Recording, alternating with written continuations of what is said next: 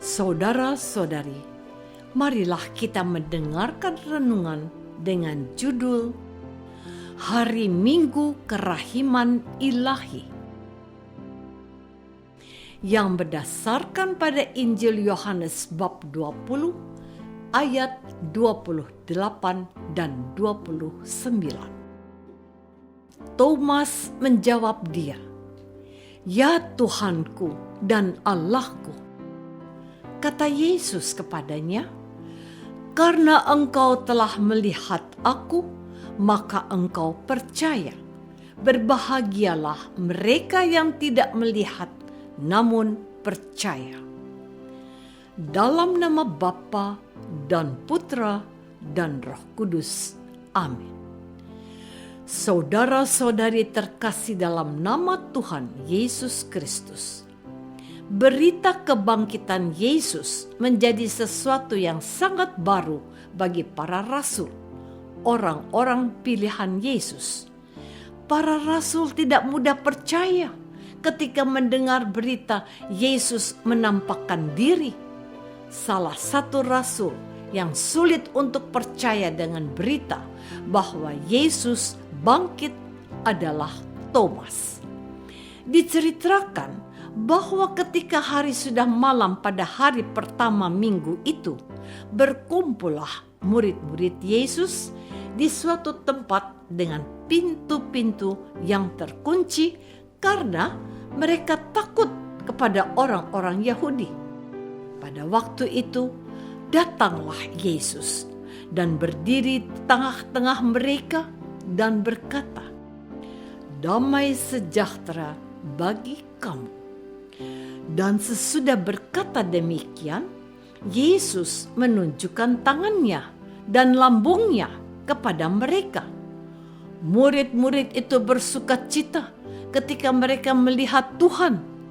Maka kata Yesus sekali lagi, "Damai sejahtera bagi kamu. Sama seperti Bapa mengutus aku, demikian juga sekarang aku mengutus kamu." Dan sesudah berkata demikian, Yesus mengembusi mereka dan berkata, "Terimalah Roh Kudus. Jikalau kamu mengampuni dosa orang, dosanya diampuni. Dan jikalau kamu menyatakan dosa orang tetap ada, dosanya tetap ada." Saudara-saudari terkasih, kisah penampakan Yesus secara berturut-turut dalam teks Injil pada hari ini menjadi begitu istimewa secara khusus kepada Thomas yang sebelumnya tidak hadir ketika Yesus menampakkan diri dan tidak percaya begitu saja kepada cerita dan kesaksian rasul-rasul yang lain. Karena itu, saat 8 hari kemudian, ketika murid-murid Yesus berada kembali dalam rumah itu dan Thomas bersama-sama dengan mereka, sementara pintu-pintu terkunci, Yesus datang dan Yesus berdiri di tengah-tengah mereka dan berkata, "Damai sejahtera bagi kamu." Kemudian Yesus berkata kepada Thomas, "Taruhlah jarimu di sini dan lihatlah tanganku. Ulurkanlah tanganmu dan cucukkan ke dalam lambungku, dan jangan engkau tidak percaya lagi, melainkan percayalah." Thomas menjawab dia, "Ya Tuhanku dan Allahku." Kata Yesus kepadanya, "Karena engkau telah melihat aku, maka engkau percaya. Berbahagialah orang-orang yang tidak melihat, namun percaya." Saudara-saudari terkasih, hari ini Gereja Katolik sedunia merayakan hari Minggu Paskah kedua sebagai pesta kerahiman ilahi. Selain sesuai dengan pesan Yesus, tentu ada alasan untuk menetapkan pesta kerahiman ilahi pada hari Minggu Paskah kedua. Persis 1 minggu setelah kita merayakan pesta Paskah. Perayaan paling besar dan paling penting dari segi iman Katolik. Sebab perayaan Paskah yang kita rayakan sesungguhnya adalah puncak dari cinta kasih Allah.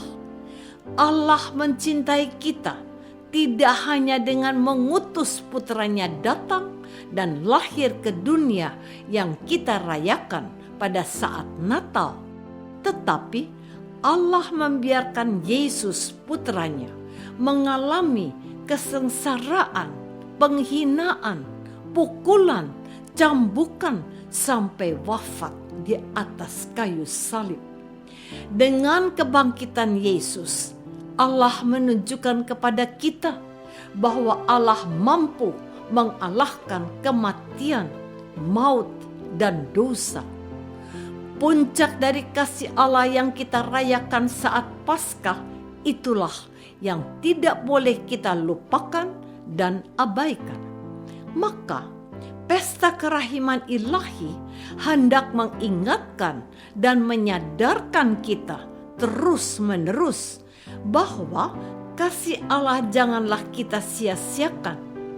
Kasih dan kerahiman Allah yang tak terbatas memberikan kesempatan yang begitu luas bagi kita, umatnya, untuk bertobat.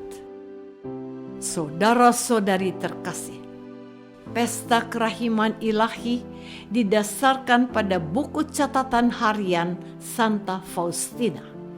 Dalam beberapa pesannya, Tuhan Yesus berkata, pesta ini muncul dari lubuk kerahimanku yang terdalam dan diperteguh oleh kedalaman belas kasihku yang paling lemah lembut. Adalah kehendakku agar pesta ini dirayakan dengan hikmat pada hari Minggu pertama sesudah Paskah.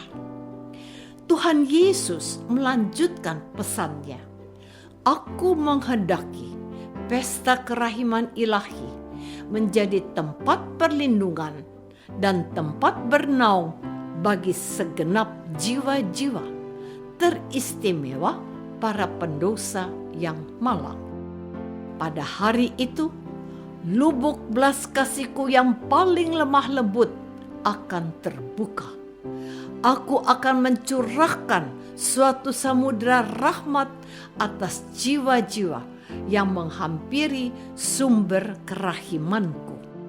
Maka pada tanggal 30 April tahun 2000, bertepatan dengan proses kanonisasi Santa Faustina Kowalska, Paus Yohanes Paulus II mengumumkan hari Minggu Paskah kedua sebagai hari Minggu Kerahiman Ilahi, dan Gereja Katolik di seluruh dunia diminta merayakannya. Apakah kita sudah menyadari bahwa Yesus adalah sumber kerahiman, sehingga setiap orang berdosa layak datang kepada Yesus? Marilah kita berdoa. Tuhan Yesus Kristus, Engkaulah sumber kerahiman yang selalu terbuka bagi pendosa yang datang kepadamu dan mau bertobat. Tuhan Yesus, doronglah kami umat-Mu untuk senantiasa datang kepadamu saat kami berbuat dosa, dan ajarilah kami supaya kami bermurah hati kepada sesama. Doa ini kami persembahkan dalam nama Yesus, Tuhan dan pengantara kami. Amin. Semoga kita semua selalu dinaungi dan dibimbing oleh berkat Allah yang Maha Kuasa, Bapa dan Putra dan Roh Kudus. Amin.